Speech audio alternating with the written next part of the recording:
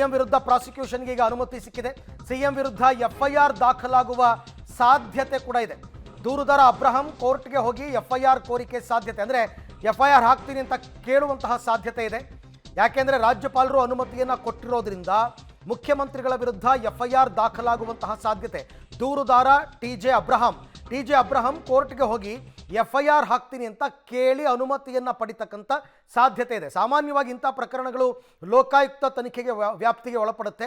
So ಒಂದು ವೇಳೆ court ಅನುಮತಿ ಕೊಟ್ಟರೆ ಲೋಕಾಯುಕ್ತದಲ್ಲೇ ಒಂದು ಎಫ್ಐಆರ್ ಕೂಡ ಆಗುವಂತಹ ಸಾಧ್ಯತೆ ಇದೆ.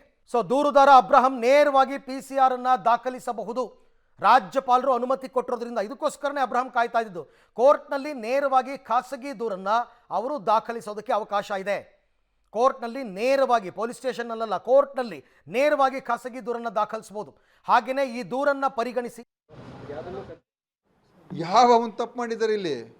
ಸೊ ಇಲ್ಲಿ ನಾನು ಹೇಳುವಂಥದ್ದು, ಇದು ಯಾವ ಒಂದು ಕೆಳಮಟ್ಟಕ್ಕೆ BJP ಇಳಿದಿದೆ. ಇವರೆಲ್ಲ ನಾವು ರಾಮರಾಜ್ಯ, ಧರ್ಮದ ರಾಜಕಾರಣ, ದೇವಸ್ಥಾನ ಅಂತೆಲ್ಲ ಹೇಳ್ತಾರಲ್ಲ, ಈ ಅನೈತಿಕ ಕಾನೂನು ಬಾಹಿರವಾದಂಥ ಅಧಿಕಾರ ದುರ್ಬಳಕೆ ಮಾಡಿಕೊಂಡು ವಿರೋಧಿಗಳನ್ನು ಹೇಗಾದರೂ ಮಾಡಿ ಮಟ್ಟ ಹಾಕ್ತೀವಿ ಅಂತ ಹೊರಟ್ರೆ ಖಂಡಿತವಾಗಿಯೂ ಸಾಧ್ಯ ಆಗೋದಿಲ್ಲ, ಸಾಧ್ಯನೇ ಆಗೋಲ್ಲ. ಅದರಲ್ಲೂ ಕೂಡ ಒಬ್ಬ ಶೋಷಿತ ವರ್ಗದ ಪರವಾಗಿ, ಬಡವರ್ಗದ ಪರವಾಗಿ, ಸಾಮಾನ್ಯ ಜನರ ವರ್ಗದ ಪರವಾಗಿ ನಿಲ್ಲುವಂಥ ಒಬ್ಬ ಅತ್ಯಂತ ಜನಪ್ರಿಯ ಜನನಾಯಕ. ಅವರನ್ನು ನೀವು ಈ ಥರ ಮಾಡಿಬಿಟ್ಟು ನೀವು ಅವ್ರನ್ನ ಮುಗಿಸೋದಕ್ಕೆ ಹೊಡ್ತೀರಾ ಅಂತ ಹೇಳಿದ್ರೆ ಇದರಿಂದ ನಿಮಗೆ ನಾಚಿಕೆ ಆಗೋದಿಲ್ವಾ? ನಿಮಗೆ ಅವ್ರನ್ನ ಸೋಲ್ಸೋಕೆ ಆಗಲಿಲ್ಲ, ಮತ್ತೆ 2ನೇ ಬಾರಿ ಮುಖ್ಯಮಂತ್ರಿ ಆಗಿದ್ದಾರೆ, ಅವ್ರನ್ನ ಮುಗಿಸ್ಬೇಕು ಈ ಥರ ನೀವು ಕಾನ್ಸ್ಪಿರಸಿ ಷಡ್ಯಂತ್ರ ಮಾಡಿದ್ರೆ ಇದು ನಿಮ್ಮ ಹೇಡಿತನ ತೋರಿಸ್ತದೆ, BJPಯವರ ಹೇಡಿತನ ತೋರಿಸ್ತದೆ. ಮತ್ತು ಕಾನೂನಾತ್ಮಕವಾಗಿ ನಾವು ಅದನ್ನು ಹೆದರಿಸಬೇಕಾಗ್ತದೆ.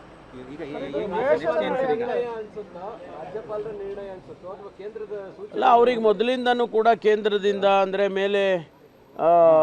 ಮೇಲಿನಿಂದ ಒತ್ತಡ ಅಂತೂ ಖಂಡಿತವಾಗಿ ಇದೆ ಅಂತ ಹೇಳಿದ್ರಲ್ಲಿ ಸ್ಪಷ್ಟವಾಗ್ತದೆ. ಯಾವುದೇ ನಿಖರವಾದಂಥ ಮಾಹಿತಿಗಳು ಮತ್ತು ಮುಖ್ಯಮಂತ್ರಿಗಳ ಆದೇಶ ಮಾಡಿದ್ದಾಗಲಿ, ಮುಖ್ಯಮಂತ್ರಿಗಳು ಮೌಖಿಕವಾಗಿ ಸೂಚನೆ ಮಾಡಿದ್ದಾಗಲಿ ಯಾವುದೂ ಕೂಡ ಇಲ್ಲದೇ ಇದ್ದರೂ ಕೂಡ ಅವರು ಶೋಕಾಸ್ ಕೊಟ್ಟಿದ್ದರು. ನಾವು ಶೋಕಾಸ್ನಲ್ಲಿ ವಿವರವಾಗಿ ಅವರಿಗೆ ಎಕ್ಸ್ಪ್ಲನೇಷನ್ ಮಾಡಿದ್ದೇವೆ. ಯಾವ ರೀತಿ ಈ ಇಡೀ ಪ್ರಕರಣ ನಡೆದಿದೆ ಅನ್ನೋದನ್ನು ಎಳೆಯಾಗಿ ನಾವು ಅವರಿಗೆ ತಿಳಿಸಿದ್ದೇವೆ. ಆದರೂ ಅವರು ಪ್ರಾಸಿಕ್ಯೂಷನ್ ಕೊಡ್ತಾರೆ ಅಂತ ಅಂದಮೇಲೆ ಸ್ವಾಭಾವಿಕವಾಗಿ ನಮಗನ್ಸುತ್ತೆ ಮೇಲಿನಿಂದ ಅವರಿಗೆ ಒತ್ತಡ ಇರ್ಬೋದು. ರಾಜ್ಯಪಾಲರ ಕಚೇರಿಯನ್ನು ಅವರು ಈ ರೀತಿ ದುರುಪಯೋಗ ಮಾಡ್ಕೊಳ್ತಾ ಇದ್ದಾರೆ ಅನ್ನೋದನ್ನು ನಾವು ಮೊದಲಿಂದನೂ ಹೇಳ್ಕೊಂಡು ಬಂದಿದ್ದೀವಿ. ಈಗ ಅದು ಪ್ರೂವ್ ಆದಂಗೆ ಆಗುತ್ತೆ.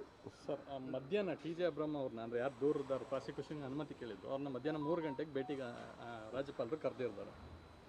ಅಲ್ಲ, ಗೊತ್ತಿಲ್ಲ. ಯಾಕೆಂದರೆ ನಮಗೆ ಏನು ಬೆಳವಣಿಗೆ ಅಲ್ಲಿ ಏನಾಗ್ತದೆ ರಾಜಭವನದಲ್ಲಿ ಅಂತೇಳಿ ನಮಗೆ ಗೊತ್ತಿಲ್ಲ. ಅವರು ಈಗ ಪ್ರಾಸಿಕ್ಯೂಷನ್ನಿಗೆ ಅವರು ಪರ್ಮಿಷನ್ ಕೊಟ್ಟಿದ್ದಾರೆ ಅಂದಮೇಲೆ ಯಾರು ಕೇಳಿದ್ರು ಪ್ರಾಸಿಕ್ಯೂಷನ್ ಪರ್ಮಿಷನ್ ಕೊಡಿ ಅಂತೇಳಿ ಅವ್ರ ಜೊತೆ ರಾಜ್ಯಪಾಲರು ಮಾತಾಡ್ತಾರೆ ಅಂಥೇಳಿ ನೀವು ಹೇಳೋದಷ್ಟೇ, ನಮ್ಗೆ ಗೊತ್ತಿಲ್ಲ. ಇದು ಕೇಂದ್ರ ಸರ್ಕಾರದ್ದು ಅಥವಾ ದ್ವೇಷದ ನಡೆನಾ ಅಂತ? ಅಲ್ಲ, ನಾವೀಗ ಅದನ್ನೇ ಅದೇ ಥರ ಭಾವಿಸ್ಬೇಕಾಗ್ತದೆ.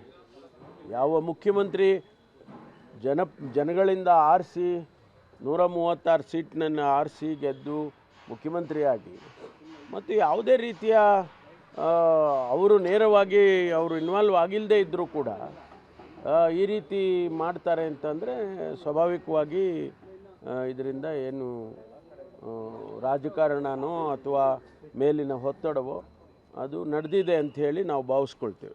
BJP ರಾಜೀನಾಮೆ ಕೊಡಲಿ ಸಿದ್ದರಾಮಯ್ಯನವರು ಅಂತ ಆಗ್ರಹ ಮಾಡ್ತಾ ಇದೆ ಸರ್.